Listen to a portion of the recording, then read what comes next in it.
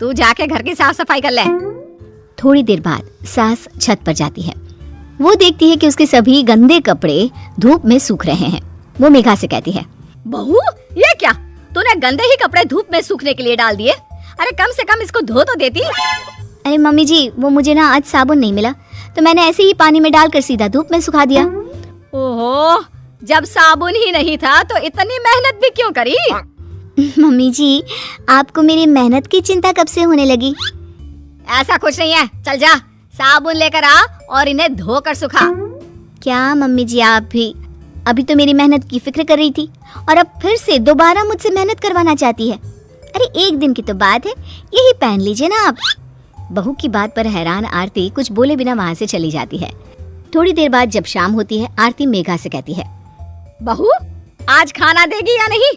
भूखा ही रख रखा है सुबह से तूने। अरे लाती हूँ ना मम्मी जी।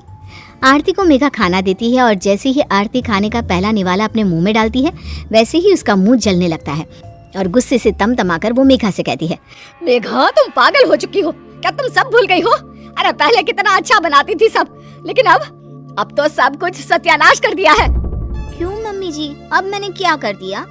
ये खाना देख रही है, इतना तेज नमक और लाल मिर्च तो तूने इतनी भरी हुई है कि मेरा मुंह जल रहा है इसे खाकर। अरे मम्मी जी, आपको ही तो थोड़ा तेज नमक और मसाले वाला खाना चाहिए था ना।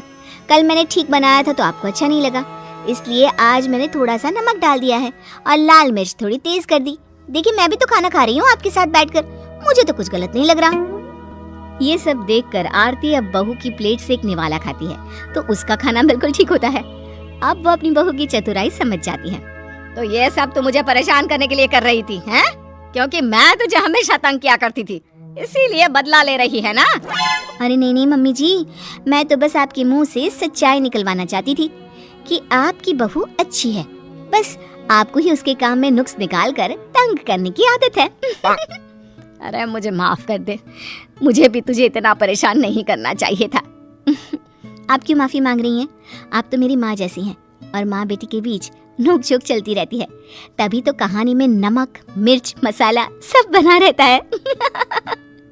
इतना कहकर अब आरती और मेघा दोनों हंसने लगती हैं और सास बहू की कहानी इसी तरह